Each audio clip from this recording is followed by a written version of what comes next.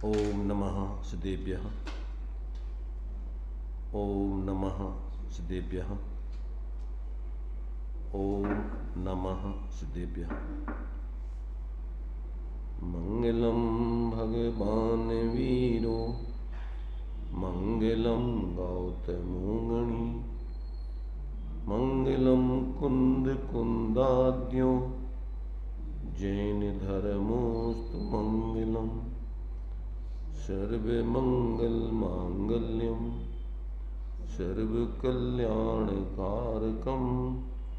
प्रधानम सर्वधर्माणां जैनम जयतु शासनम जैनम जयतु शासनम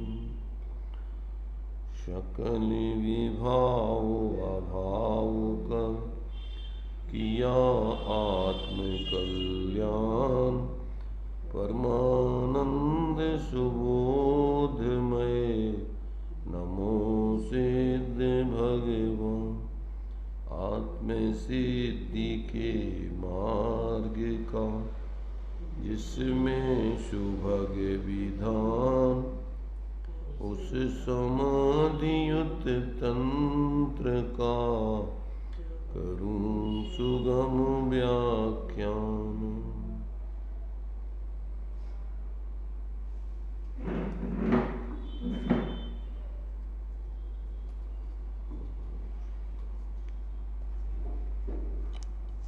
विषय अपना समाधि तंत्र जी ग्रंथ के माध्यम से 49 नंबर के श्लोक का चल रहा है। इसमें आचार्य देव,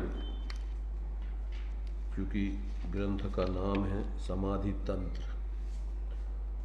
शांति का उपाय, किस प्रकार से जीवन में शांति, निराकुलता, आनंद, सुख आवे, उस तरीके से व्यक्ति जिए तो वह वास्तव में जो अनादिकालीन उसका बहिर्मुखता का जीवन, जिससे उसके लिए आकुलता, संकल्प विकल्प एकांत से दुख ये जीव भोगता रहा है, उस दुख का भाव होकर के उसको सच्चे आत्मिक सुख की प्राप्ति होती है। तो यहाँ जिनकी देहात्म दृष्टि है उनको शरीर आदि बाह्य संयोग, भोग आदि इन पर ही विश्वास रहता है, इनके माध्यम से ही वह सुखी होना चाहता है, परंतु व्यवस्था है नहीं इस प्रकार से सुखी होने की। इसलिए वो प्रयत्न तो निरंतर सुख के लिए करता है, परंतु रात दिन दुखी रहता है, आकुलित रहता है।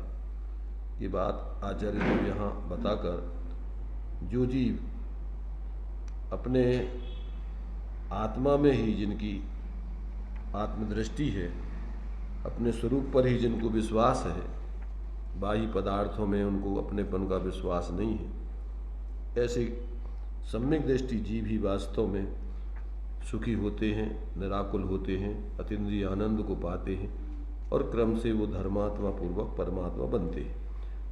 ये बात यहाँ पर आचार्य देव स्पष्ट कर रहे हैं। तो इन्हीं बातों को अपन थोड़ा विस्तार में दृष्टांत आदि के माध्यम से चर्चा करते हुए और विचार कर रहे थे।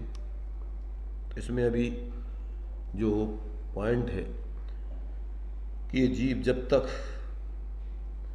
अपने स्वरूप का विचार अनन्य रूप में नहीं करता है, अभेद रूप में नहीं करता है, जब तक वो भेद दृष्टि रखता है, संयोग दृष्टि रखता है, तब तक वो जीव वास्तव में दुखी रहता है। तो यहाँ पर वस्तु का स्वरूप कैसा है, तो आचार्य कहते हैं वस्तु की अनन्याधीनता। वस्तु कैसी है? अनन्य है, अन्य के अधीन नहीं है। वास्तव में प्रत्येक वस्तु अपने ही अधीन रहती है, अपने ही गुण पर्यायों व्याप्ति है, वो किसी पर द्रव्य गुण पर्यायों में नहीं जाती, नहीं व्याप्ति। ऐसा व्यक्ति को विचार करके और अपनी एक रूपता अंदर में देखना चाहिए, तभी जो है वास्तव में उसका शांति का मार्ग प्रशस्त होता है, उसके जीवन में शांति आती है। तो ये वस्तु की अनन्याधीनता भैया। यह तो वस्तु का स्वरूप ही है। प्रत्येक वस्तु अपने लिए अपने में अपने द्वारा परिणमेगी। यह तो वस्तु के स्वरूप में ही बात पड़ी हुई है। इस ज्ञानी संत को इस लोक में किस पदार्थ में विश्वास जमे, किस पदार्थ में यह रमण करे, यहाँ कोई भी पदार्थ विश्वास के योग नहीं है, रमण के योग नहीं है। जब कभी जीवन में कोई बड़ा संकट आता है, जब मरणहार हो जाते हैं, तब मन में यह निश्चय हो जाता है कि अब की बार अगर बच जाऊं तो फिर जीवन भर में धर्म करूंगा, और ठीक हो गए तो थोड़े ही दिन बाद फिर वही रफ्तार हो जाती है जो पहले से चल रही थी। क्या कह रहे हैं यहाँ पर?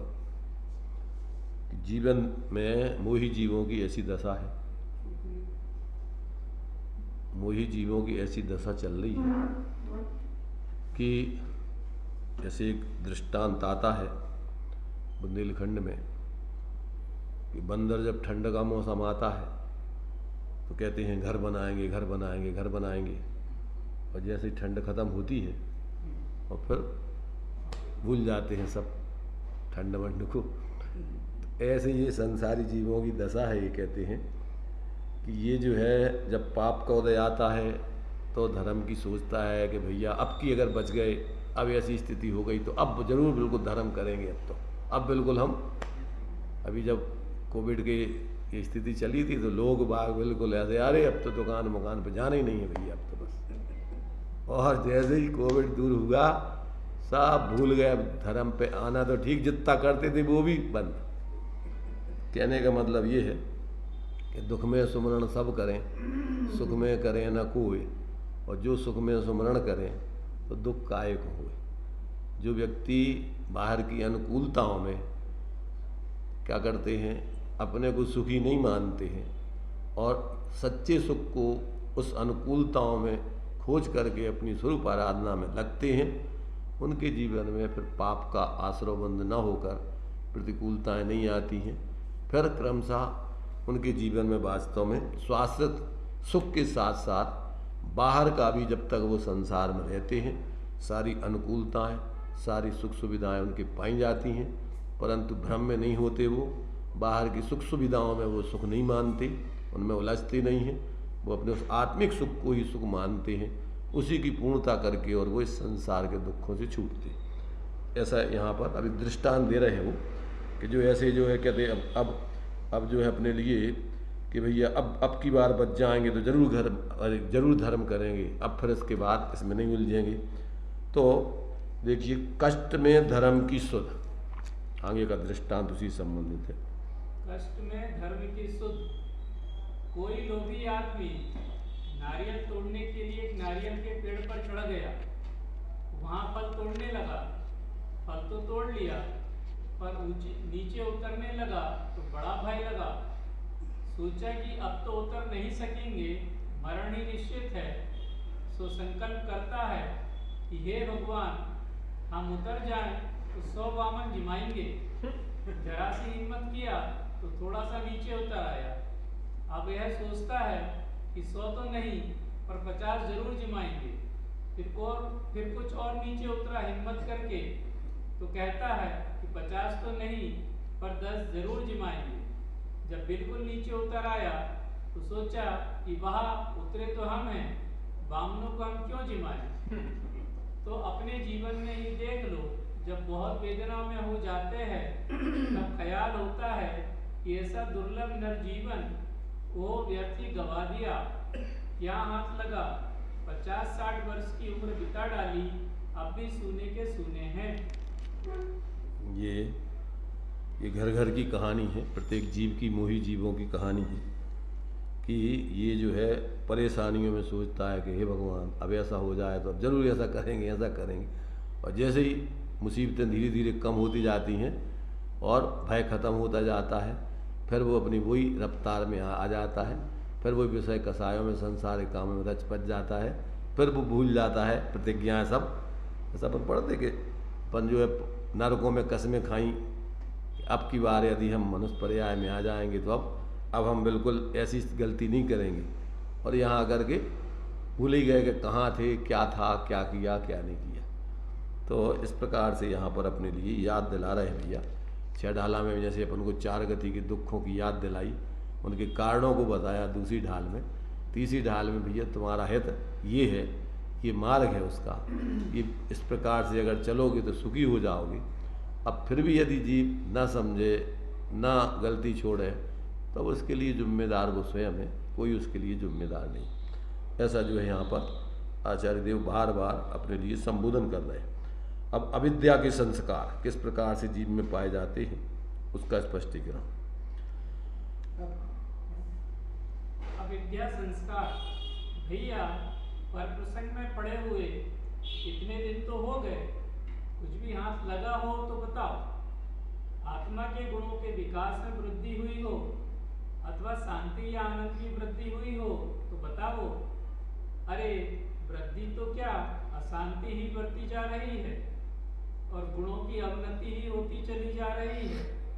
कभी कभी यहाँ प्रभु भजन, आत्मचिंतन, सत्संग ये कुछ सहारा दे देते हैं समझने के लिए, सावधानी के लिए, किंतु क्या किया जाए। ऐसे चिरकाल के संस्कार हैं हम लोगों के कि क्या कहा जाए। अगर बुरा ना लगे तो एक आहाना में कहते हैं कि कुत्ते की पूंछ बांस की पुगेड़ी में रखी, पर जब निकली तो पूंछ टेढ़ी की टेढ़ी निकली, सीधी नहीं हो सकी। यूं ही हम आप यत्न करते हैं, बहुत बहुत प्रभु भजन करते हैं, सत्संग करते हैं, धर्म चर्चा करते हैं, लेकिन जैसी योग्यता है वैसी बाहर बाहर में चला करती है। कहाँ तक छिपाएं अपना दोष, कहाँ तक बनावें अपनी पोजीशन, कहाँ तक अपना महत्व दिखावें। आखिर ये जैसे हैं तैसे ही रह जाते हैं। ज्ञानी संत पुरुषों को इस जगत में किसी भी पर पदार्थ में अणुमात्र भी विश्वास नहीं है कि यह मेरे हित का साधक है। अपने दोष निरखना और अपने दोषों को दूर करने का यत्न करना, यह काम आंखें मीचकर कर लो। बड़ा बेढप रंग है इस जगत का। तो यहाँ पर देखो, प्रत्येक वस्तु जो है अपने स्वरूप को छोड़ के पर में जाती नहीं, गई नहीं, जाने की व्यवस्था नहीं। पर भ्रम से इस जीव को ऐसे वस्तु की अनन्यता, अभेदता, एक रूपता ज्ञान में भाषित नहीं होती। ज्ञान में चूंकि स्वपर प्रकाशीपना है, तो जब पर लक्ष्य होता है तो ज्ञान में पर पदार्थ जानने में आते हैं, परंतु वो ज्ञान का ही जानपने रूप परमन होकर के आते हैं। पर में जाकर के और पर अपने में आकर के ज्ञात नहीं होते, परंतु ऐसा भ्रम लगता है उसमें जैसे अपन पर रूप हो गए हों या पर अपने रूप हो गए। मैंने ऐसी उसमें भ्रांति होती है। दृष्टांत के रूप में आता है ना, जैसे चिड़िया सामने बैठती है गाय के दर्पण के, कुत्ता कांच के मकान में उसको प्रवेश करा दो तो उसको चारों तरफ कुत्ते कुत्ते दिखते हैं, और फिर वो भौंकता है, भौंकता है, भौंकता है, जितना भौंकता है उतने सामने वाले कुत्ते भौंकते दिखते हैं। अरे भाई, सामने कोई कुत्ता है ही नहीं ना, और कोई भौंक ही नहीं रहा। तेरी भौंकनी ही तेरे ज्ञान में भाषित होकर के तुझे भ्रम हो रहा है। ऐसे ही अपन जितना बाहर का लक्ष्य कर करके विकल्प करते हैं ज्ञान में कि ये अच्छा और ये बुरा और ये मेरा और ये तेरा, पूरी की पूरी कल्पनाएं कर करके प्रेत भौंकता रहता है रात दिन। विकल्प संकल्प, विकल्प संकल्प, विकल्प, ये मकान और ये दुकान और ये ग्राहक और ये फलाना और ये घट गया और ये बढ़ गया, और कितने अपने ही ज्ञान में पर लक्ष्य कर करके विकल्पों को बड़ा बड़ा करके जिंदगी को बर्बाद करता रहता। कोई आता जाता है ही नहीं। तेरे ही ज्ञान में तेरे ही किए हुए गेयों के लक्ष्य और तेरी ही कल्पनाएं तुझे भाषित होती रहती। अब अगर ये मिथ्या कल्पनाएं ना करे और उसमें अनन्य रूप से अपने आत्मा को देखे तो निर्विकल्प होकर के स्वरूप बोध होकर के धर्म की शांति, धर्म का मार्ग प्रारंभ हो। अब ये तो करता नहीं है, अब रात दिन इसका लक्ष्य पर व्यर्थ के कर्तव्य। अब इसके पहले पढ़ा था कल कि सारा व्यवहार व्यर्थ व्यवहार इसमें उलझा रहता है और इसमें मानता है कि हम बहुत अच्छा काम कर रहे हैं। लोक में कहावत है बुंदेलखंड में, सियाना कहुआ कुत्ते की गंदगी में बैठता है जाके। ऐसे ये मिथ्या दृष्टि जीव व्यर्थ के संकल्प विकल्प कर करके अपनी जिंदगी को बर्बाद करके दुर्गति का पात्र होता है और मानता है कि हमने तो अरे बहुत अच्छे काम किए हैं, अब तो हमारी बढ़िया सुगति हो गई हो। अंत में आर्तरोध ध्यान करके मरता है, क्योंकि आत्मबोध है नहीं, इसलिए मिथ्या कल्पनाओं में जिंदगी भर जीता रहता है और आखिरी में फिर पराधीन जीवन में कभी सुख तो मिलता नहीं। पर बोलते पराधीन सपने ही सुख नाही। जब तक इसका परलक्षी जीवन है, जब तक इसका स्वाधीन जीवन प्रारंभ नहीं होता है, तब तक शांति की गंध नहीं आती। चाहे साधु बनो, चाहे विद्वान बने रहो, चाहे बाहर के क्या बन जाओ, धनाढ़ संपत्ति विश्व में नंबर 1, पर ये सब मूर्खों की गिनती है। इसमें सारा का सारा अनंत बार जीव ने बाहर में त्याग करके साधु भी बना, पर अंदर में अपने अनन्य स्वरूप को नहीं देखा। इसलिए यहाँ आचार्य कह रहे पहने जे आत्म ज्ञान बिना सुख लेस न पायो। आज तक जीव को सुख की गंध नहीं मिली जब तक उसको अपना अनन्य आत्मबोध करके निर्विकल्प स्वरूप आराधना नहीं करता है। तो ये अविद्या के संस्कार, ये अनादिकालीन मोह के संस्कारों से जीव क्या है, व्यर्थ में ही परेशान हो रहा है, होता रहा है। और यदि जब तक ये अपनी मिथ्या कल्पनाएं छोड़ करके ऐसे अपने ज्ञान में उस अभेद ज्ञान स्वरूप आत्मा का लक्ष्य आश्रय करके जब तक ऐसी शाश्वत निर्विकल्पता रूप जीवन की धारा प्रारंभ नहीं होती, तब तक जीवन में शांति की गंध नहीं आती। ऐसा जो है अविद्या के संस्कार ये जीव के चल रहे हैं। अब दोषग्रस्तता, इसकी किस प्रकार से दोषग्रस्त जीवन चल रहा है, राजेश भाई? हाँ, सुन रहे, दिख रहा हूँ। दोषग्रस्ता भैया, अपने दोष देखे तो दोष और दिखेंगे। मोह, राग, पक्ष, मात्सर, अविद्या और 5 पापों की वृत्तियां क्या क्या बातें दिखाई जाए। इन सब दोषों में ग्रस्त ये आत्मा अपने स्वरूप में निश्चल, निस्तरम, निरंग अवस्थित नहीं रह सकता और बाहरी पदार्थों में दौड़ दौड़ कर भागता है। दौड़ता ही नहीं है और फिर भी बड़ी दौड़ करता है। कहा जाता है माने ये सामान्य दौड़ लगाता है, बड़ी दौड़ लगाता है, लंबी छलांग लगाना चाहता, सबसे आगे निकलना चाहता। कहा जाता है ज्ञान अपने प्रदेशों से बाहर किसी बाह्य पदार्थ में ये ज्ञान गुण जा ही नहीं सकता। वहीं का वहीं प्रदेशों में गुथा शाश्वत अवस्थित है। फिर भी दौड़ इतनी लंबी है कि इतनी दौड़ के मारे जगत में हैरान हो गया। उसको दिखाई नहीं देता है कि हम क्या कर रहे हैं, क्या करना है, कुछ भी होश नहीं उसको। क्यों? कि इतने परलक्षी भावों से संकल्प विकल्पों में उलझा हुआ है कि ये गे ज्ञायक और भाव भावक परलक्ष्य करने से जो कसाय के भाव होते हैं मोह राग देश के, उनमें और इन गेयों में ज्ञान इतना उलझ गया है, जबकि वो वास्तव में न तो रागादिक ज्ञान में आते हैं और न परगेय आते, ज्ञान में ज्ञायक ही रहता है। अनादिकाल से ज्ञान में, सबके ज्ञान में, माने जितने भी मिथ्या दृष्टि हो, सम्यक दृष्टि हो, ज्ञान में आत्मा के अलावा दूसरी चीज आ ही नहीं सकती, आई नहीं। पर इसको भ्रम ऐसा है कि जैसे ऐसे लगता है कि जैसे सारी दुनिया को एक व्यवस्था बना रहा, सारी दुनिया को इसने अपने कब्जे में, मुट्ठी में कर रखा। तो ऐसी जो है इसकी कहते हैं दोषग्रस्तता के कारण से इसके ज्ञान में कभी अपने गायक आत्मा का लक्ष्य ही नहीं बन पाता। रात दिन सोचता भैया अब कर लेंगे, अब कर लेंगे, अब कर लेंगे, अब क्या कर लेगा, जब इसका तरीका ही जो है उस अपने स्वरूप को देखने का इसके हाथ में जानता नहीं है। तो अब ये सोचता है सब झूठी कल्पनाएं कर करके अपने को संतुष्टि देता रहता है, अब कर लेंगे, अब ऐसा कर लेंगे, अब ऐसा कर लेंगे, ये और कर लें, ये और कर लें। अरे क्या कर दिया भाई, तू कुछ कर ही नहीं रहा ना। बाहर का तो जो होने लायक है सब हो रहा है और तू मान रहा है कि हम कर रहे हैं। क्या होता स्वयं जगत परिणाम कि करता तू जगत का काम। ये जीव की समझ में ही नहीं आता है। जिन जीवों ने अपना कल्याण किया वो जहाँ खड़े हैं, जैसी हालत में खड़े हैं, वहीं से अपनी दृष्टि को बदलकर अंतर्मुक्ता का जीवन प्रारंभ करके आनंद भोगते हुए उनका जीवन कृतार्थ होता है, धन्य होता है। और सोचेगा ये कर लूँ वो कर लूँ, तो तू कर ही नहीं रहा ना, तुझे तो भ्रम है। क्या कर लेगा तू, क्या कर रहा है तू, तुझे तो भ्रम है ना। भ्रम से तू अपनी मिथ्या कल्पनाएं कर रहा है। तो अब अच्छा उसका तो कोई अंत आना नहीं।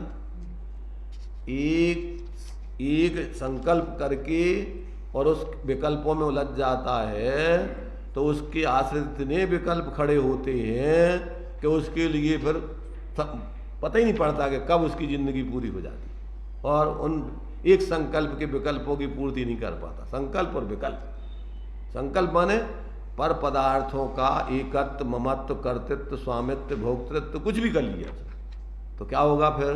तत्संबंधी विकल्प विकल्प विकल्प विकल्प। संकल्प मिथ्यात्व है और विकल्प राग द्वेष के भाव। संकल्प को पूरा करने के लिए फिर जो विकल्प चलते हैं वो धारा अनंतानबंदी का साय की चलती रहती है। वो तो व्यवस्था तो है ही नहीं ना उसकी। वो तुम जो सोच रहा है, जो तूने संकल्प किया है, वो तो मिथ्या है, उसकी पूर्ति तो होना ही नहीं है, उसका तो कोई अंत है ही नहीं। तो ऐसी जो स्थिति इस जीव की चल रही है, इस स्थिति को जब तक ये जीव बदलता नहीं है, जब तक इसकी दृष्टि बदलती नहीं है, जब तक ये सम्यक सोचता नहीं है, पुस्तक उठा लो, ये रखिए, तब तक जो है हाँ ये ले लो, ये ले लो। तो जब तक ये इसका देखने का तरीका सम्यक नहीं होता है, तब तक इसकी भ्रांति दूर होती नहीं है, तब तक इसके लिए वो भ्रमणा उसकी चलती रहती। और मिथ्या कल्पनाओं में ये अनंत काल हो गया और आज तक इसके लिए कोई अपना यथार्थ स्वरूप भाषित ही नहीं हो पाया। ये तो मिथ्या कल्पनाओं में ही जीता रहता है। पर में जो अपना ये तार की बुद्धि चलती रहती है, वो सब संकल्प में आ जाए। बस जहाँ सोच लिया कि ये वर कर दूं, क्या कर रहे भाई तू कर ही नहीं रहा ना वो, और तेरे हाथ में ही नहीं है ना। तो वो तो तेरे पाप का उदय होगा तो जिंदगी निकल जाएगी, तू कुछ नहीं कर पाएगा। और पुण्य का उदय होगा तो उसके करने में तू इतनी लंबी योजना है उसकी मिथ्या दृष्टि की कि वो पूर्ति नहीं। सोचता है कि इतना सा कर लूँ और फैलता जाता, अरे ये वो कर लूँ, ये और कर लूँ, ये वो कर लूँ, तो इतना बड़ा हो जाता है कि उसकी जिंदगी वो पूर्ति नहीं कर पाता उसकी। इसलिए ये मिथ्या दृष्टि का सारा सोच विपरीत होता है और इसके विकल्पों का अंत कभी आता नहीं है। जीवन का पर्याय का अंत आ जाता है, पर मिथ्या दृष्टि के विकल्पों का अंत नहीं आता है। ऐसा ही कह रहे, ऐसी दोषग्रस्तता में ये जीव मिथ्या दशा में पड़ा रहता है। तो ऐसा जो है कि अपने दोष देखे तो दोष बहुत दिखेंगे। मोह, राग, द्वेष, पक्षपात, मात्सरी, अविद्या आदि सब 5 पाप, हिंसा, झूठ, चोरी, कुशील आदि आदि सब में ही उलझा हुआ है, एक के बाद एक इनमें। इसलिए कहते भैया कि जब तक इसका ज्ञान दृष्टि नहीं होगी, आत्मदृष्टि नहीं होगी, तब तक उसको कह रहे हम तो निर्भर हैं, अपने में पूर्ण हैं, हमें तो कुछ करना ही नहीं है, बाहर का हमारा कोई काम ही नहीं है। ऐसा जब तक उसको अपने में जिस क्षण भाषित होगा, उसी क्षण उसका सारे बहिर्मुक्ता के कर्तव्य खत्म। अब उसका जो है एकमात्र अपना कह रही हमारे लिए बाहर का कोई काम ही नहीं है ना, और अपने लिए कोई बाहर के कामों की जरूरत ही नहीं है। अपने आप में प्रत्येक वस्तु पूर्ण है, अपूर्ण है ही नहीं कि जिसके लिए कुछ करना है। ऐसा जब समझ में आता है तभी इसके जीवन में जो है सच्चा स्वाश्रित मोक्ष का मार्ग, शांति का मार्ग प्रारंभ होता है। और फिर उसी समय से इसका जो है वास्तव में देखा जाए तो मिथ्या कर्तृत्व, स्वामित्व, भोक्तृत्व आदि सब खत्म होता है। अब तो वो धीरे धीरे अपने स्वरूप की एकाग्रता बढ़ाकर और पूर्ण वितराग दशा को पाता है। तो अब विषय विडंबना, विषयों की किस प्रकार की विडंबना इस जीवन में जीव की चलती रहती है, उसका स्पष्टीकरण। विषय विडंबना, पुराने जमाने में कोई पुरुष या स्त्री जरा जरा से झगड़े में कुएं में गिरने का डर बताया करते थे। हम कुएं में गिर जाएंगे। जब उसका हाथ पकड़ पकड़ कर मना करो तब वह कहेगी 119 पेज पे है, मिलेगा। कि हम तो गिरेंगे, और जब कहेंगी अच्छा चलो हम तुम्हारे गिरने में मदद करेंगे, हम रस्सा लिए चलते हैं, तुम अपनी कमर में बांध कर लटक जाना, हम तुम्हारे गिरने में मदद दे रहे हैं, तो वह हाथ जोड़कर कह देगी ना ना हमें नहीं गिरना है। इसी तरह हम आप विषयों के गर्त में थोड़ा थोड़ा गिर रहे हैं और गिरने में हट कर रहे हैं, पर लोग थोड़ा थोड़ा ध्यान रोकते हैं कि ना गिरो विषयों में, और कोई कहे कि गिर तो लो विषयों में, खूब मन भर लो, जितना चाहो उतना भोग लो, तो वह मना कर देगा कुछ ही समय बाद कि ना ना अब ना चाहिए विषय भोग, इनमें तो बड़ी विडंबना है, बड़ी विपदा है। ये तो क्या है, देखो ये अनुभव की बातें हैं सब पूरी। बोलते तो हैं अपन आत्म के अहित विषय कसाय, इनमें मेरी परिणति न जाए, मैं रहूं आप में आप लीन। बोलने और गाने में तो बहुत अच्छा लगता है, परंतु जीवन को देखो जाओ तो बिल्कुल भी रंच मात्र इसका अपने जीवन में लेस मात्र भी परिवर्तन नहीं कर पाएगी। बहुत बाहर में अच्छी अच्छी चीज़ें चाहिए, अच्छा अच्छा तो है ही नहीं कुछ, कल्पना है तेरी अच्छे बुरे की। कौन सा मकान अच्छा है, कौन से कपड़े अच्छे हैं, कौन से भोग अच्छे हैं, कौन से अच्छे हैं। अरे जड़ पदार्थ में कोई अच्छा उसमें तेरे लिए है क्या, ये तो बता। तेरी कल्पना है झूठी। ये तो ऐसा जो है ऐसा व्यसनों में जब व्यक्ति फंस जाता है तो ये व्यसन है उसके, विषयों के व्यसन में इतना उलझा हुआ है कि इसके लिए पता ही नहीं पड़ता है कि हम कहाँ बहते चले जा रहे हैं। एक जीवन में अपन देखो जहां खड़े हैं, जितनी उम्र हो गई अभी तक अपन ने क्या किया, कितने संतुष्ट हो गए। रोजिना को रोजिनी सुबह खाते हैं, शाम को खाते हैं, दिन में खाते हैं, पर कितनी संतुष्टि होती। अब और शाम की तैयारी, सुबह खाते हैं शाम की तैयारी, शाम को अभी का पचा नहीं, अभी खाया नहीं, और शाम का पहले सोचने लगते। और शाम का क्या, मनुष्य पर्याय में तो खाने की व्यवस्था तो जीवनों में साल भर की बना ही लेते हैं, और संग्रह की व्यवस्था तो कई पीढ़ियों की इकट्ठी करने की चल रही योजना। कितनी जरूरत है तुझे, तेरे परिवार को कुछ ध्यान नहीं है, तो ये सब अपने को ठगने की मोह में इसको इस प्रकार की वृत्ति चलती रहती है। इसको समझने में नहीं आता कि हम अपने को ठग रहे। अच्छा, तेरी व्यवस्थाओं से तू योजना बना लेगा तो तेरी व्यवस्था बन जाएगी। अभी एक क्षण में प्रकृति का कोई प्रकोप होगा, मर करके चला जाएगा, तेरी सारी व्यवस्थाएं ले जाएगा संग में तू। अरे भाई, उदय की व्यवस्था प्रति क्षण की तेरे लिखी दिमाग, तेरे ललार पर लिखी हुई है, तेरे भाग्य में। किस समय कौन सी व्यवस्था तुझे बनेगी नहीं बनेगी, ये सारा तेरे काय में पड़ा हुआ है। ये सब तेरे जो कुछ भी किया है उसके आधार से फिक्स है, परंतु इसको ऐसा लगता है कि नहीं मैं विशेष कर लूंगा तो मेरी व्यवस्था बन जाएगी। ऐसी दुर्बुद्धि से ये संकल्प विकल्पों की दौड़ में दौड़ता रहता है और आखिर थक करके गिर करके मर जाता है, और इच्छाएं और उसकी दौड़ अपेक्षाएं ज्यों की त्यों रह जाती, और इसी अतृप्त इच्छाओं का परिणाम आगे जन्म लेना है। बहुआरंभ परिग्रहत्वम का है, बाहर का नहीं है ये तो अंदर के परिणामों की दौड़ है कि तुझे कितना चाहिए भाई। तो जिसका अंत नहीं है, आशा करता प्रति प्राणी अस्मिन विश्व मणुत्वम, इसकी तो इतनी इच्छाएं हैं कि पूरा विश्व इसके हाथ में आ जाए तो भी ये कणु के समान है।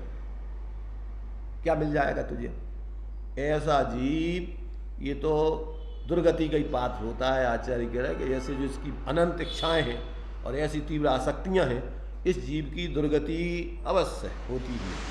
ऐसे जीवों के लिए चार गति के स्वरूप बताए कि जिसको बहुत आरंभ परिग्रह है, उसका जन्म तो ऐसी दशा ऐसी जगह होता है कि जहाँ इसको कुछ नहीं मिलता, ना खाने को, ना पीने को, ना पहनने को, ना रहने को, ना बोलने को, ना चालने को, कुछ नहीं। अपनी सुख सुविधाओं के कारण से ये सबको पूरे देश के देश मिटाने को तैयार है। देशों की लड़ाई काहे के लिए है ये? हमारे कब्जे में सब आ जाए पूरी दुनिया, हम दुनिया को मुट्ठी में कर लें, इसलिए हम सारे लोगों को मार करके अगर सीधे सीधे हमारे कब्जे में नहीं होते तो सबको नाश करके हम बम पटक करके हम उस पर कब्जा करेंगे। तो तेरे ऊपर प्रकृति का ऐसा बम गिरेगा कि बेटा निकल भी नहीं पाएगा सागरों पर्यंत। ऐसी दुर्दशा होगी। तूने जो सबको मारने का भाव किया है, अब सारे तुझे ऐसा मारेंगे, और प्रकृति ऐसा मारेगी कि जहां तेरे टुकड़े टुकड़े होते रहेंगे प्रतीक्षा। तहाँ भूमि पर सब दुख हिसो, बिच्छू सहज दशे नहीं दसो। अब यहाँ कैसी दशा वहाँ होगी और सारा वातावरण कैसा होगा? ये तेरे दुष्परिणामों का प्रतिफल है। कौन ने तुझे वहाँ भेजा?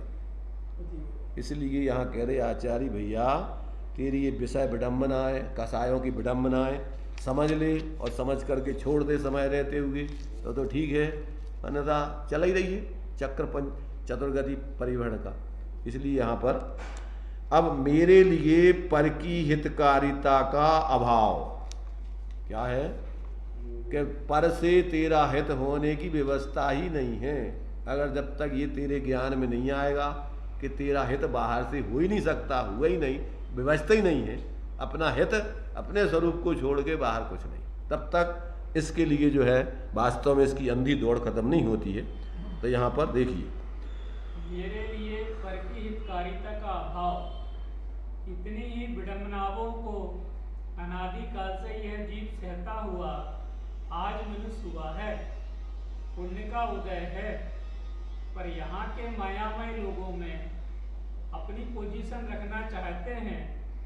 अरे सोचो तो पहले कि स्थितियाँ, पेड़ फूल भी तो तुम ही थे, कीड़ा मकोड़ा भी तो तुम ही थे। अब क्या है, कुछ चेतो, कुछ सावधान हो, नहीं तो तुम्हारी दुर्गति होगी।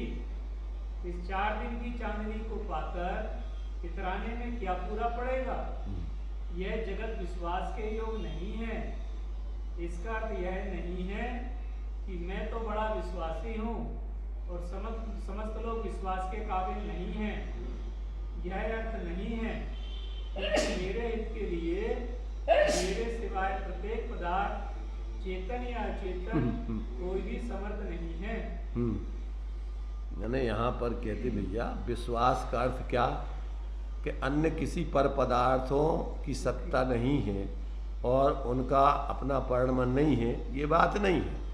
पर तेरे लिए उनमें कुछ नहीं है, ऐसा जब तक तेरे लिए अपने ज्ञान में निर्णय नहीं हो और जब तक तू ऐसा अपना अनन्य आश्रय करके अंदर से निराकुलता शांति का भोग नहीं करे, तब तक तेरा सारा सोच काल्पनिक है, पूरा का पूरा तेरे लिए अशांति का कारण है। ऐसा जानना चाहिए। ऐसा जब तक तू अपने अनन्य शरण को ग्रहण करके अंदर में जो आत्मा का शांत निराकुल स्वरूप है, स्वभाव ही उसका शांत निराकुल है, अशांत होने का नहीं है। पर इसको एक क्षण भी जहाँ शांति स्वभाव है उस तरफ लक्ष्य नहीं, उसका आश्रय नहीं, तो शांति इसके ज्ञान में इसकी परिणति में भासता ही नहीं होती। इसलिए ये अंधी दौड़ लगाता रहता है। इसलिए कह रहे भैया, तेरे लिए तेरा हित बाहर में कहीं नहीं है। आज तक किसी ने बाहर से सुख नहीं पाया, किंचित मात्र भी। तुझे ऐसा भ्रम है कि जैसे हमें बाहर से, जैसे कुत्ते को भ्रम होता है कि जैसे हम इस हड्डी में से खून पी रहे हो, ऐसे इसको क्या लगता है कि जैसे हम पर में से सुख भोग रहे हो, आपस में स्त्री पुरुष सुख भोग रहे हो, एक दूसरे के शरीर में से मिल रहा सुख के नहीं मिल रहा। उस हड्डी उस कुत्ते से भी बदतर स्थिति है। इसलिए जब तक इस जीव को अंदर में अपने उस अनन्य स्वरूप को, अभेद स्वरूप को देख करके उसके आश्रय से निर्विकल्पतापूर्वक शांति अनुभव में नहीं आती, तब तक इसकी वृत्ति परावलंबन छोड़ करके स्वाश्रित जीवन जीता ही नहीं है। एकमात्र उपाय है कि एक बार अगर ये अपने स्वरूप का अवलंबन करके थोड़ा भी चख ले, क्षण भर निज रस को पी चेतन, एक क्षण को भी अगर ये अपने स्वरूप का आश्रय करके और अपने आत्मा का अतीन्द्रिय आनंद चख ले, तो फिर इसके लिए दुनिया में कोई ताकत नहीं है कि चतुर्गति में परिवहन करा सके। तो इस प्रकार से यहाँ पर अपन को तो शब्दों के माध्यम से ही संकेत करके बता सकते हैं। तुम्हें तुम्हारा पराश्रय छुड़ा करके, स्वाश्रय करा करके, सुख का वेदन करा करके तो तुम्हारे लिए पर से नहीं हटा सकते। मात्र ज्ञानी तुम्हें शब्दों में संकेत करके मात्र तुम्हें एकमात्र समझाने का प्रयत्न कर सकते, पर समझना जीना तो प्रत्येक व्यक्ति के अपना अपना हाथ में है। जब तक वो स्वयं उस जाति का प्रयत्न नहीं करेगा तब तक अनंत ज्ञानी हो चुके, हो रहे हैं, होते रहेंगे, वे किसी का कुछ नहीं कर सकते। मात्र उन्होंने जिस विधि से अपने जीवन में सुख शांति पाई वो सिर्फ विधि बताने का प्रयत्न किया है। सर भी अरहंत ने विधि नष्ट की ने जिस विधि, सबको बताई वही विधि, पर वो विधि प्रत्येक व्यक्ति को स्वयं समझ करके जीवन में उसको अपनाना होगा। तो इस प्रकार से ये इसमें कहते हैं भैया तुम्हारी पर में कोई हितकारिता नहीं है, पर में तुम्हारा हित का भाव है, तुम्हारे लिए पर से कुछ भी शांति आदि नहीं मिल सकती है। अब यथार्थ ज्ञान बिना व्यर्थ की हाय हाय है। यथार्थ ज्ञान बिना व्यर्थ की हाय। जब तक इसको अपने ज्ञानानंद घन अंतस तत्व का बोध न था तब तक इसको देह में आत्म बुद्धि रही आई थी और परिजन के समूह को इस प्रकार देखता था कि मेरा प्राण, मेरा आधार, मेरा सर्वस्व यही है, और कल्पना में आ जाए कि यह नहीं रहा तो बड़ी श्वास लेता है। बड़ी श्वास लेता है, बड़ी श्वास लेते जानते, बड़ी अंदर में जो है दुख की गहरी श्वास लेता है, ऐसी लंबी लंबी। अरे भैया अब क्या करें, तो ऐसी बड़ी बड़ी श्वास लेता है। बड़ा खेद करता है किंतु यह नहीं समझता कि अनादि काल से ही सर्वजीव अकेले के अकेले ही हैं। सुख में अकेले, दुख में अकेले, कर्म बंध में अकेले, मोक्ष में अकेले, सर्वत्र अकेले। दो द्रव्य मिलकर एक परिणमन नहीं करते हैं, एक द्रव्य दो द्रव्यों का परिणमन नहीं करता। सर्वपदार्थ अपने में परिपूर्ण एवं स्वतंत्र हैं, इसका भान नहीं किया और ऐसी संयोग दृष्टि रही कि यह मेरा है, यह उनका है। इसी दुर्बुद्धि से इस संसार समुद्र में गोते खाता आ रहा है। संसार समुद्र, समुद्र का मतलब क्या होता है? जिसका कोई पार दिखाई नहीं देता है। तो संसार समुद्र का मतलब ये है कि मिथ्यात्व दशा में इसकी अनंत पर पदार्थों से अटैचमेंट रहता है, तो कभी नहीं दिखाई देता कि इसके अब विकल्प कहीं खत्म हो जाएंगे। एक के बाद एक के बाद एक के बाद एक के बाद एक के बाद एक अनंतानंदी कसाय कहते उसे, कि जिसका संबंध काय से है? मिथ्यात्व के साथ अनुबंध है, जिन कसायों का अटैचमेंट है, उसका नाम ही क्या है? अनंतानुबद्धि कसाय, जिसका अंत नहीं आता कभी। अनंत, अनंत जिसका कोई अंत आने की व्यवस्था नहीं है। तो जब तक ये कि इसकी दृष्टि विपरीत रहेगी, संयोगाधीन रहेगी, तब तक इसकी कसायों का, संकल्प विकल्पों का अंत कभी आने वाला नहीं है।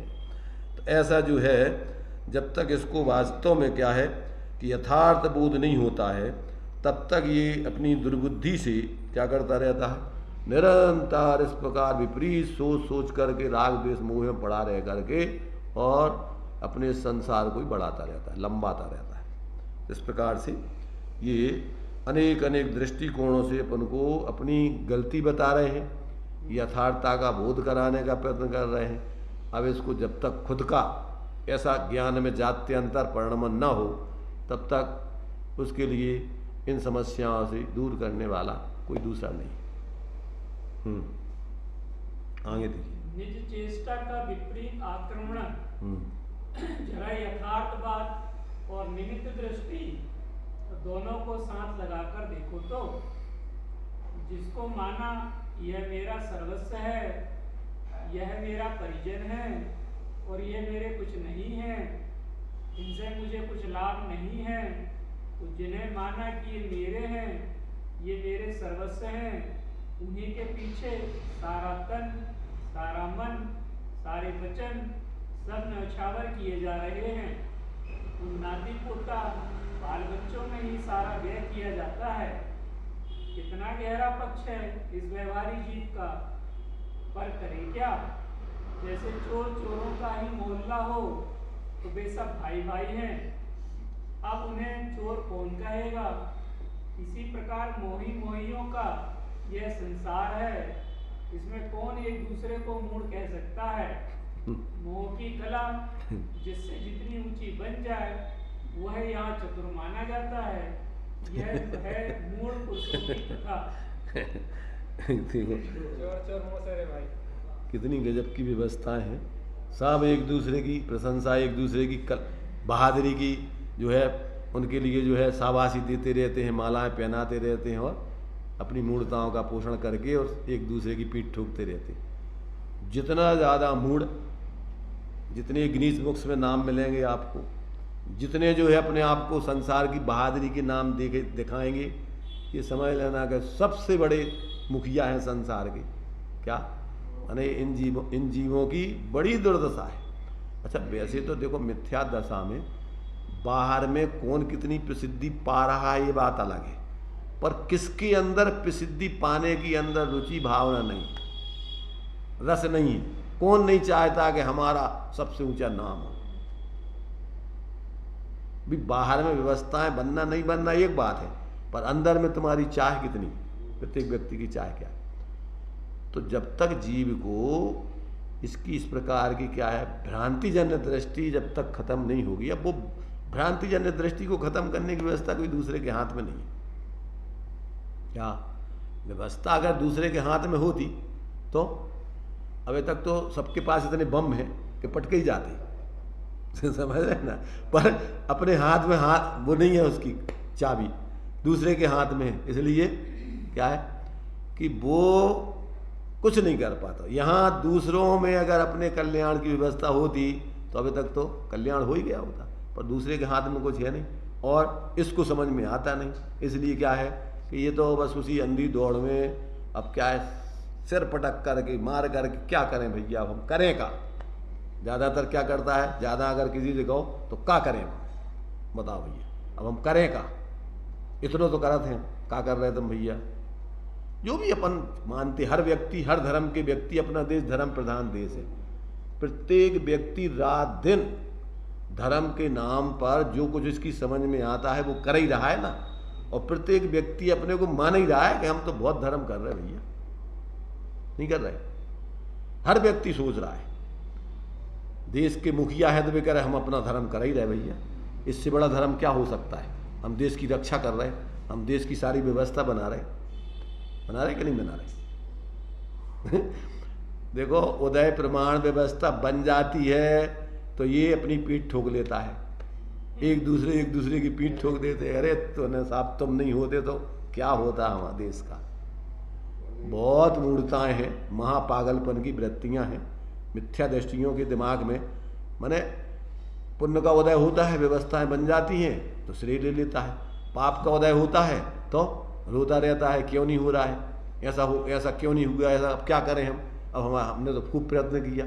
तो उसमें मोक्षपाल प्रकाशक जी के चौथे अधिकार में 8 कर्मों के निमित्त से जो परिस्थिति बन रही है, या तो स्वयं उसका कर्ता बनता है या अन्य दूसरों को मानता है, और जब स्वयं और दूसरे उसके कर्ता पने दिखाई नहीं देते हैं तो मूढ़ होकर के भवितव्य को स्वीकार करता है। क्या दिया, 8 कर्मों के निमित्त से जो परिस्थिति बन रही है उसका कर्तृत्व पने का निमित्त तो उस कर्म का है। अपनी जब तक अपन जी रहे हैं तो अपन क्या मानते हैं, अरे भैया मैं इतना ऐसा भोजन करता हूँ, ऐसा घूमने जाता हूँ, ऐसा काम करता हूँ, इसलिए हम स्वस्थ हैं, इसलिए स्वस्थ। कि भैया अभी तेरे पुण्य का उदय चल रहा है तो गाड़ी चल रही है, जिस क्षण पाप का उदय आएगा तो तू बता अपनी बहादुरी क्या कर रहा तू, तब अब फिर पूछ दबा करके फिर अब किम कर्तव्य विमूढ़ हो जाता, अब क्या करें। तो दीनहीन हो करके और अपने परिणाम बिगाड़ करके दुर्गति का पात्र होता है। तो ये परिस्थिति तो बन रही है संसार की कर्माधीन। 8 कर्मों के निमित्त से तेरे पास 6 उपसम हैं, बाहर की परिस्थितियां हैं, इकाई के निमित्त से उसमें उन्होंने 8 कर्मों का पूरा काम बताया। ज्ञानावर्णी दर्शनावर्णी कर्म के निमित्त से ज्ञान दर्शन की हीनाधिकता होती रहती है। जिनके पास जितना 6 उपसम है वो किसने दिया, उसमें निमित्त रूप में कर्म का होता है। मूल में तो उसकी अपनी स्वयं की पर्यायगत योग्यता, पर वो निमित्त नैमित्तिक संबंध जो ज्ञान का है, जो अपने लिए लोग मानते हैं ना कि या तो क्या मानता है अपने को मूर्ख और प्रवीण, या तो मानता है कि बहुत समझदार हूँ मैं, और या मानता है मूर्ख। तो ये सब जो इस प्रकार की मान्यताएं बताई मिथ्या दृष्टि की, मैं सुखी दुखी में रंग कराओ, मेरे धन ग्रह गोधन प्रभाव, मेरे सुत्य में सबल दीन बे रूप सुभग मूरख प्रवीण, तन उपजत अपनी उपज जानता नसत आपको नासमान रागादि प्रगट, ये सब 7 तत्वों की भूलों में इसको लिया हुआ है। मिथ्या दृष्टि के विचार हैं सब। जब सब ये परिस्थितियां तो बन रही है तो तेरा तो वास्तव में जानना देखना स्वभाव है। जो परिस्थिति बन रही है तू इनका करता धरता नहीं है, ये सब उदय अनुसार परिस्थिति बन रही है। अब ये समझ में आ जाए और ये सबका ना तो कर्ता बने ना दूसरों को माने करता, और मात्र समझे कि ये उदय की परिस्थिति है, अपना मूल स्वभाव तो सहज शांत निराकुल ज्ञाता दृष्टा रहना है। और वो सहज ज्ञाता दृष्टा रहे जाने तो आकुलता नहीं हो, नए कर्म नहीं बने। अब ये तो करता नहीं है, अब ये तो मिथ्या कल्पनाएं कर करके परेशान होता रहता है। तो ऐसा जो है यहाँ पर कहते हैं भैया कि जब तक तू अपनी ये 2 प्रकार की स्थितियां हैं, देखो यहाँ जरा यथार्थ बात और निमित्त दृष्टि दोनों को साथ लगाकर देखो तो जिसको माना कि यह मेरा सर्वस्व है, निमित्त नैमित्तिक संबंध से बाहर के संयोग जो बन रहे हैं वो नैमित्तिक ज्ञान, और एक अपनी वस्तु स्वतंत्रता का ज्ञान। अब जब तक ये 2 का अलग अलग नहीं करेगा, और जब तक ये क्या है संसार में निमित्त नैमित्तिक संबंध बहुत बन रहे हैं, और ये जीव क्या मानता है उसमें कर्ता कर्मपने का संबंध मानता है। इसका कर्ता मैं हूँ, इसका कर्ता ये है, इसका कर्ता ये है, इसने कर दिया, पूरी की पूरी उल्टी दृष्टि। तो कहते भैया ये तो इस जीव का इस प्रकार के विचारों से कभी अंत आने वाला नहीं है, और इसके जीवन में शांति नहीं मिलेगी। जब तक ये पराधीन दृष्टि रखेगा, एक दूसरे के अधीन मान रहा है जीवन एक दूसरे का, तब तो ये मूढ़ता के काम है पूरे 24 घंटे। तो इस प्रकार से जब तक ये वस्तु स्वतंत्रता और निमित्त नैमित्तिक संबंध का बोध नहीं करेगा, तब तक इसके जीवन में विपर्यास का भाव होने वाला नहीं। अब ज्ञानी और अज्ञानियों की परस्पर विपरीत धारणा पढ़िए। जिन्हें आत्मा का परिज्ञान हुआ है, अपने इस ज्ञान स्वरूप में ही यह मैं आत्मा हूँ ऐसा अनुभव जगा है, उनकी दशा इन व्यामोही पुरुषों से विपरीत होती है। वे ज्ञान की वृत्ति लिए हुए होते हैं, अज्ञानियों की धारणा उनसे विपरीत होती है। तभी तो सारे अज्ञानी मिलकर ज्ञानी को पागल देखते हैं। कोई अपने भी 14-15 वर्ष का बालक वैराग भरी बातें करे और ज्ञान की ओर रुचि जगाए तो लोग सोचते हैं कि इसके कुछ बीमारी हो गई, इसकी बुद्धि खराब हो गई, कुछ दिमाग में खराबी आ गई है। तो डॉक्टर को भी दिखाते हैं दिमाग ठीक हो जाए। यह अज्ञानी जानता है कि भोगों में लिप्त होना, भोगों के प्रति ख्याल बनाना चतुराई नहीं है। ज्ञानी जानता है ऐसा। ज्ञानी जानता है कि भोगों में लिप्त होना, भोगों के प्रति ख्याल बनाना चतुराई नहीं है। यह मूढ़ों का काम है। अज्ञानी जन ज्ञानी को पागल निहारते हैं, किंतु ज्ञानी पुरुष इन सब ज्ञानोइयों को पागल लगता है। दोनों में परस्पर विरोधी होती है। अज्ञानी जन इस जगत में रमे, किंतु ज्ञानी की यह धारणा होती है कि मेरे आत्मा का तो मेरे अंतस का आश्रय शरण है और सब धोखा है। ये है स्थिति। तो ज्ञानी और अज्ञानियों की परस्पर विपरीत धारणा होती है। ज्ञानी ज्ञान भाव करे, अज्ञानी अज्ञान, और कर्म भाव पुद्गल करे यह निश्चय से जान। तो ज्ञानी का ज्ञान रूप जीवन होता है, अज्ञानी का अज्ञान रूप होता है, और बाहर की परिस्थितियां सब उदयाधीन चल रही हैं, इसका कर्ता धर्ता कौन है? तो अपन तो अपने अंदर या तो अज्ञान का भाव करोगे या ज्ञान का भाव करोगे, या तो सम्यक जीवन जियोगे या मिथ्या जीवन जियोगे। इसके अलावा तुम बाहर में तो किसी का कुछ कर ही नहीं सकते। तो परद्रव्यों का परमन तो परद्रव्यों के अधीन जान, तेरा तो ज्ञान या अज्ञान, तू तो या तो ज्ञान पूर्वक जिएगा या अज्ञान पूर्वक। अब रात दिन तू कल्पना मिथ्या करता रहे तो अज्ञानी का जीवन पूरा अज्ञानमय होता है। भाई अज्ञानी का जीवन जैसे दृष्टांत दिया कि स्वर्ण के आभूषण स्वर्णमय होते हैं और लोहे के, तब जिसका जैसा सोच है पूरा जीवन उसका 24 घंटे उसी मय होता है। तो ज्ञानी व्यक्ति तो अपना भेद विज्ञान पूर्वक अपने को जानने वाला, जानते हुए सहज रहता है, और अज्ञानी निरंतर अपने सिर पर का स्वामित्व कर्तृत्व आदि का बोझा लेकर 24 घंटे परेशान हैरान रहता है रात दिन। भैया हम तो क्या करें, बड़े परेशान हैं। कैसे परेशान हैं? अपनी मूर्खता से नहीं, हम घर वालों से परेशान हैं, इनसे परेशान हैं, समाज से परेशान हैं, इन आतंकवादियों से परेशान हैं। हम किन किन से परेशान नहीं हैं। तो सारी परेशानी ये दूसरों के सिर पे डालता रहता है। अपनी करनी आप करे, सिर औरन के धरता। अरे भाई अगर बाहर की परिस्थिति बन रही है तो तूने जो कुछ स्वयं किए, जो कर्म सुभाष हो, उसकी वजह ऐसे बन रही है। इसके लिए कौन दूसरा करता धरता है? ये तो कुकर वृत्ति है, नौ कर्मों के ऊपर डालना। इसलिए जब तक ऐसी अपनी स्वरूप दृष्टि नहीं होती तब तक उसको ना तो सही निमित्त नैमित्तिक संबंध का ज्ञान होता है, ना अपने सह स्वरूप का बोध होता है, ना उसके जीवन में शांति आती है, ना वो अपनी सही अशांति समझता है कि हम काय से अशांत हैं। भ्रम रूप मान करके और प्रयत्न करता रहता है कि ये कर लूँ तो अब शांति हो जाएगी, ऐसा हो जाए तो। अरे क्या हो जाए भाई, तेरी दृष्टिकोण 24 घंटे परलक्षी है, उसमें तेरे लिए शांति कभी मिलनी नहीं। तो इस प्रकार से यहाँ पर ये कह रहे हैं आचार्य देव, इस अपने लिए इस 49 नंबर के छंद में आचार्य देव ने यही बात सिद्ध की है कि जो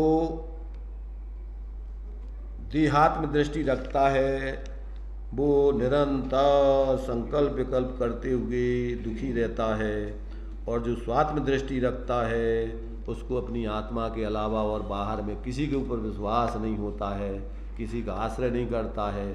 और देहात्म दृष्टि वाला निरंतर पराश्रित जीवन जीता हुआ, संयोगाश्रित जीवन जीता हुआ, रात दिन आकुलता में जीते हुए अपनी जिंदगी को बर्बाद करता रहता है।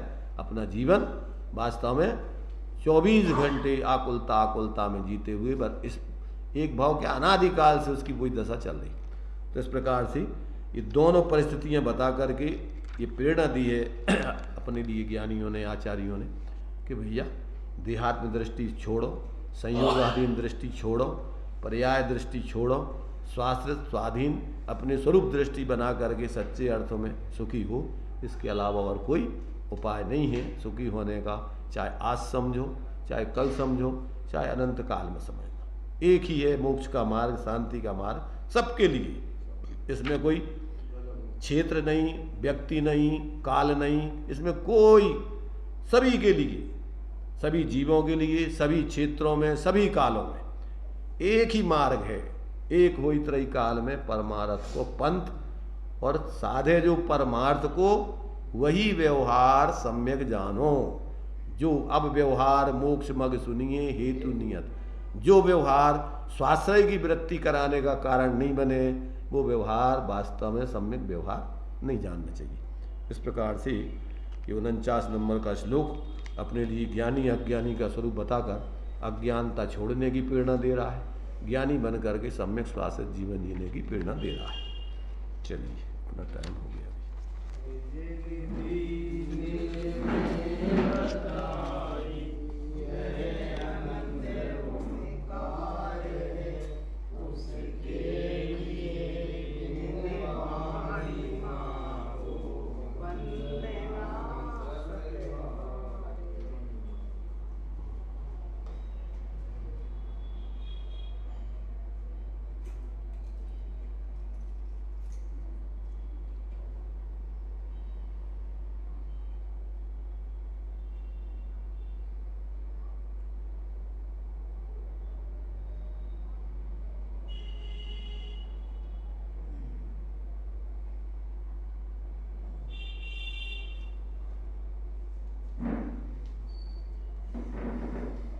द्वादशांग निर्माणी माता की पंच परमेष्टि भगवंतों की